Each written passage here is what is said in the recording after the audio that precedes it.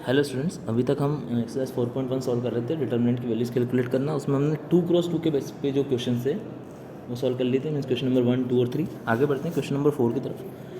Question number 4 में आपको एक मैट्रिक्स दी हुई है 101 012 004।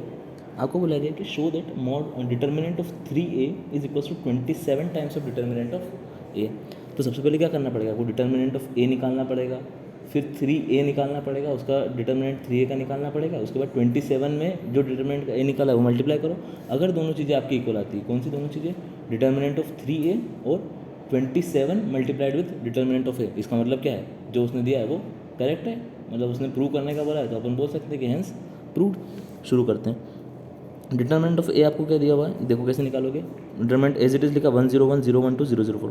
अब इसमें दो चीज़ें, या तो आप 101 उस रो के अलॉन्ग एक्सपांड कर दो, या फिर 100 उस कॉलम के अलॉन्ग एक्सपांड कर दो। मैंने 100 कॉलम के अलॉन्ग एक्सपांड किया, क्यों किया, क्योंकि देखो यहाँ पर क्या होगा, जितने मैक्सिमम नंबर ऑफ जीरोस किसी रो या कॉलम में होंगे उतना आसान आपके लिए हो जाएगी आगे की कैलकुलेशन। इसलिए आप वही रो या वही कॉलम चूज़ करना एक्सपांड करने के लिए जिसमें मैक्सिमम नंबर ऑफ जीरोस हैं। तो यहाँ पर 2 जीरोज हैं, तो एक 1 के अलॉन्ग एक्सपांड करना, तो क्या लिखा हो, देखो 1 को जब लिखो 1 इंटू डिटरमिनेंट जो 1 रो वाली रो और 1 वाले कॉलम को छोड़ के क्या बचा 1204।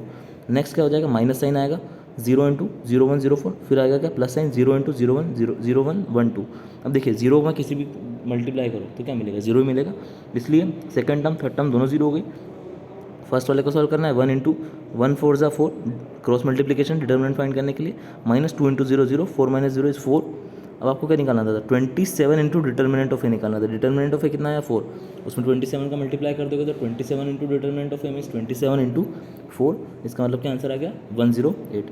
ये आपका क्या है अभी right hand side, left hand side निकालना है वो क्या डिटर्मिनेंट ऑफ 3a। तो सबसे पहले क्या निकालो 3a निकालो।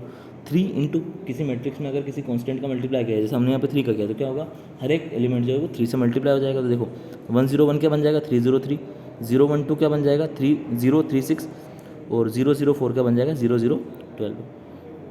फिर से डिटरमिनेंट निकालना है, तो इस बार भी क्या करो, सिर्फ 3 और 300 वाला जो कॉलम है फर्स्ट कॉलम उसके अलॉन्ग एक्सपांड करो, तो बाकी दोनों टर्म लिखना भी नहीं है, सीधे 3 into determinant of 36012, 12 3 36 minus 60 0 means 36 into 3 के आ गया फिर से 108। तो जो लेफ्ट हैंड साइड में है आया आपका आंसर, वही राइट हैंड साइड के लिए भी आया। इसका मतलब कि जो उसने प्रूव करने के लिए बोला था वो सही है।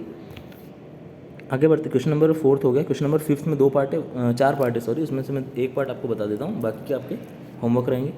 आपको दिया हुआ है डिटर्मिनेंट कैलकुलेट करना है 3 -1 2 0 0 1 3 0 0 -1 एंड 3 -5 0। अब यहाँ पर भी क्या करेंगे, देखिए सेकंड फर्स्ट रो जो आप देखते हैं तो उसमें कोई भी जीरो नहीं है। जब सेकंड रो देखते हैं तो वहाँ पे 2 जीरो और एक -1 है, तो उस वाली रो के अलॉन्ग एक्सपांड कर दीजिए। तो -1 जब देखा तो -1 के अलॉन्ग एक्सपांड करना, तो सबसे पहले देखिए -1 कौन सा एलिमेंट है, A 2 3। कल क्या कॉन्सेप्ट पढ़ा था 2 3 लिखा हुआ, आई जे क्या है आपका 2 3, तो 2 + 3 कितना बनेगा 5। जब भी इन दोनों का सम ऑड नंबर आता है तो आगे क्या आएगा माइनस आएगा, इसलिए मैंने बाहर लगाया माइनस ऑफ एलिमेंट कितना है -1 इंटू -1। अब जिस रो में आ रहा है वो रो छोड़ दो और वो वाला कॉलम भी छोड़ दो, तो 0 0 -1 वाला रो छोड़ दिया और 2 -1 0 वाला कॉलम छोड़ दिया, बचा क्या 3 -1 3 -5। इसकी डिटर्मिनेंट की वैल्यू कैलकुलेट कर लो, कितना हो जाएगा, देखो माइनस माइनस प्लस, तो 1 प्लस 1 हो गया 1 इंटू 5 3 ज़ा 15 -15 माइनस डिटर्मिनेंट के लिए आता है बीच में क्रॉस मल्टीप्लाई जब करते तो एक मल्टीप्लिकेशन माइनस दूसरा मल्टीप्लिकेशन, तो माइनस दूसरा मल्टीप्लिकेशन कितना आ रहा है माइनस का 3, तो -15 + 3 इंटू 1 मीन्स -12 इंटू 1, मतलब कि -12 आपका क्या हो जाए डिटर्मिनेंट का वैल्यू हो गया। ऐसे ही क्वेश्चन नंबर 2 3 4 भी आप इसी का सॉल्व करने की कोशिश करना, डाउट आए तो बिल्कुल आप पूछ सकते हैं क्लास में आकर। 6th क्वेश्चन बिल्कुल सेम है, एक मैट्रिक्स दी हुई है ए, इसी टाइप से कुछ मैट्रिक्स है, उसका आपको डिटर्मिनेंट निकालना है। तो वही है वापस से, जो जिसमें मिनिमम नंबर ऑफ जीरोज आ रहे हैं उसके अलॉन्ग एक्सपांड करके और आंसर निकाल दो। 7th क्वेश्चन अच्छा क्वेश्चन है, 7th में 2 पार्ट है और फिर उसी के जैसा 8th भी क्वेश्चन है। तो जो CBSE वाले हैं उनके लिए 8th वाला क्वेश्चन बहुत इंपॉर्टेंट है, क्योंकि MCQ बेस्ड आपका जो एग्ज़ाम हो रहा है उसमें MCQ बेस्ड क्वेश्चन ही आएगा अगर ऑब्जेक्टिव पेपर है तो वो क्वेश्चन नंबर 8 आपका ऑब्जेक्टिव टाइप का ही है, तो वो या फिर उसके जैसा मिलता जुलता कुछ भी 2x2 का आपको दिया हुआ है 8th क्वेश्चन में, अगर 3x3 का भी आ सकता है। चलो सॉल्व करते हैं यहाँ पर। सबसे पहले आपको क्या दिया हुआ है, दो डिटर्मिनेंट की इक्वलिटी के ऊपर क्वेश्चन है। जब मैट्रिक्स इक्वलिटी चेक करते थे हम, मैट्रिसेस की इक्वलिटी, तो वहाँ क्या करते थे करस्पॉन्डिंग एलिमेंट्स को डायरेक्टली इक्वेट कर देते थे। डिटर्मिनेंट में डायरेक्टली इक्वेट नहीं करेंगे, आप उस डिटर्मिनेंट की वैल्यू निकालेंगे और उनको इक्वेट करेंगे। चलो डिटर्मिनेंट की वैल्यू निकालते, पहले लेफ्ट हैंड साइड में जो डिटर्मिनेंट है 2 4 5 1, उसकी क्रॉस मल्टीप्लिकेशन से निकालोगे तो क्या मिलेगा 2 × 1 2 -4 × 5 20 2 -20 equals to 2x into x will be x 2x² minus 6 4 24, ये क्या है आपकी वैल्यूज आ गई। 2 minus 20 is minus 18 equals to 2x² minus 24 को लेफ्ट हैंड साइड में लेके गए तो पॉजिटिव हो गया, तो minus 18 plus 24 will be 6 that is equals to 2x²। यहाँ से आपको x मिलेगा, सॉरी x² मिलेगा 3। कल भी हमने इस टाइप की जब सिचुएशन में फंसे थे तो एक चीज़ मैंने बताई थी आपको कि जब भी x की स्क्वायर आपको आ रहा हो कुछ नंबर, उसका रूट ले लीजिए दोनों तरफ, और रूट जब भी लेंगे तो दोनों साइन लगाना, प्लस भी और माइनस भी, सिर्फ एक साइन नहीं, क्योंकि प्लस √3 का जब स्क्वायर करोगे तो भी +3 मिलेगा और माइनस √3 का स्क्वायर करेंगे तो भी +3 ही मिलेगा। इसलिए अगर आपको जैसे 4 ऑप्शन दिए हुए होते +√3 प्लस माइनस √3 -3 -√3 या फिर नॉन हो, तो x की वैल्यू क्या होती है plus minus √3, option number B आपका करेक्ट होता है। ठीक है, सिमिलरली आप 8th क्वेश्चन से सॉल्व कर सकते हैं। 7th का सेकंड पार्ट भी बिल्कुल सिमिलर है, तो उसमें कोई डाउट आएगा नहीं, फिर भी अगर आता है तो मैं हूँ से ही पूछ सकते हैं। नेक्स्ट आपका 4.2 एक्सरसाइज जो है वो सिलेबस से हटा दी गई है अभी इस साल CBSE के लिए। सीधे हम 4.3 की तरफ बढ़ना है, लेकिन उससे पहले उसका कॉन्सेप्ट पढ़ लेते हैं। आपको बताया जाता है कि एरिया ऑफ ट्राइंगल कैसे निकालते हैं डिटर्मिनेंट की मदद से। मान लो आपको ट्राइंगल के कोऑर्डिनेट्स दे दिए गए x1 y1 x2 y2 और x3 y3। कोऑर्डिनेट ज्योमेट्री में आपने पढ़ा होगा, ट्राइंगल के 3 कोऑर्डिनेट्स निकालेंगे आप x1 y1 x2 y2 x3 y3।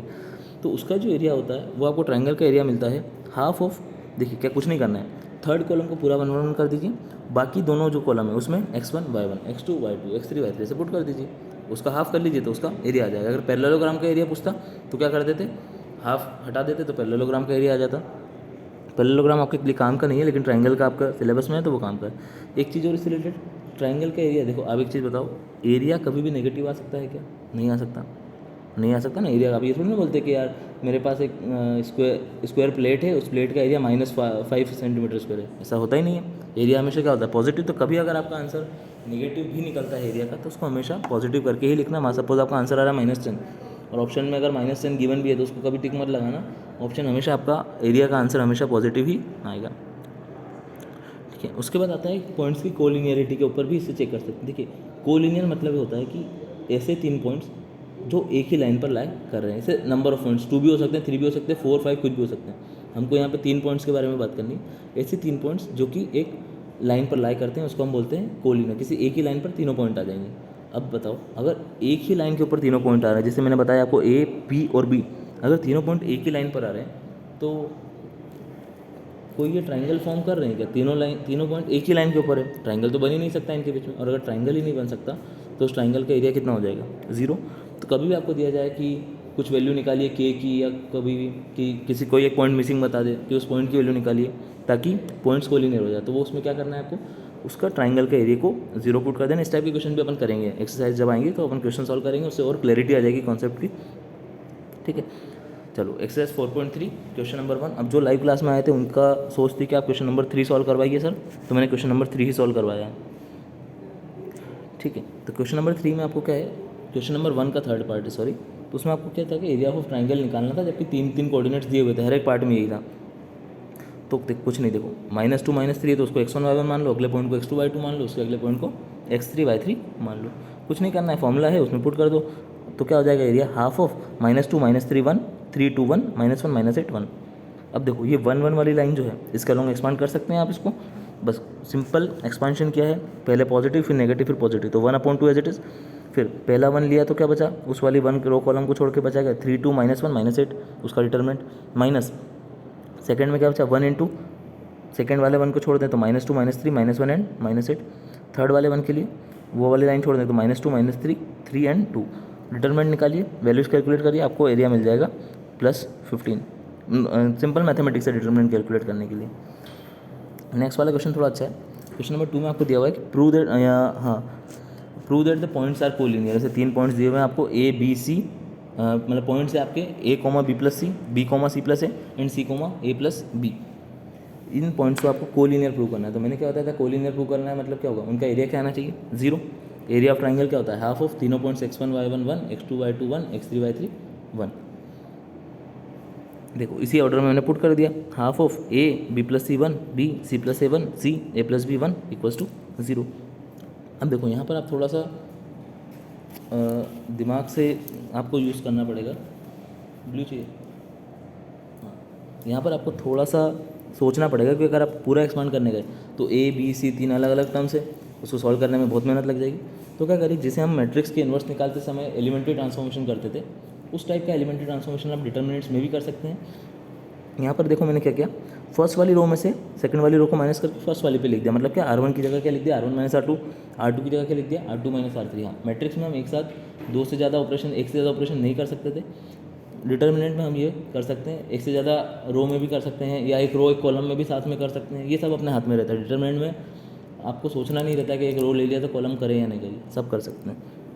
देखो अब R1 की जगह क्या लिखना है, R1 माइनस R2। तो देखो 1/2 का भी जीरो हो सकता है क्या, नहीं हो सकता, तो उसको वैसे ही हटा दिया हमने। तो बचा क्या, देखो A में से B को माइनस तो A माइनस बी, फिर B plus C minus C plus A। इसको जब सॉल्व करोगे तो आएगा B माइनस A, 1 माइनस 1 0 हो गया। सिमिलरली सेकंड वाली रो कितनी हो जाएगी, B minus C, C minus B, 1 minus 1 0, C third वाली में तो कुछ चेंज किया नहीं, तो C A प्लस B 1। अब इसको एक्सपांड करना है, तो इस 1 के अलॉन्ग एक्सपांड कर दें, जो कॉर्नर में बचा बिल्कुल लास्ट एलिमेंट, तो 1 इंटू क्या हो जाएगा, देखो cross multiplication, A minus B into C minus B minus B minus A into B minus C। अब यहाँ पर फिर से दिमाग से खेलना पड़ेगा। फिर से अगर मल्टीप्लाई करने का तो फिर लंबा लंबा इक्वेशन बनेगा, तो सॉल्व नहीं करना है। देखिए B माइनस A को क्या लिख सकते हो, minus of A minus B, मतलब माइनस A कॉमन ले लिया। B माइनस C को क्या लिख सकते हो, minus of C minus B। यही मैंने लिखा है यहाँ पर कि A plus B into C minus B minus, एक माइनस तो बाहर से ही था ही सही। B माइनस A की जगह क्या लिखा, minus of A minus B, B minus C की जगह लिख के लिखा minus of C minus B। अब देखो ये माइनस A माइनस B वाला, एक माइनस C माइनस B वाला, दोनों को मल्टीप्लाई करोगे तो क्या मिल जाएगा, प्लस। तो क्या मिल गया, A minus B into C minus B minus A minus B into C minus B। दोनों अगर सेम नंबर में से सेम नंबर को माइनस करोगे तो क्या मिलेगा, 0। बस वही आपका आंसर हो गया। इतना सिंपल क्वेश्चन था कोलिनियर पॉइंट्स को प्रूव करने के लिए। ठीक है, अब आगे हम जब बढ़ेंगे तो क्वेश्चन एक्सरसाइज 4.3 के बाकी क्वेश्चन सॉल्व करेंगे, और उसके अलावा भी अगली एक्सरसाइज की तरफ बढ़ेंगे। Thank you so much.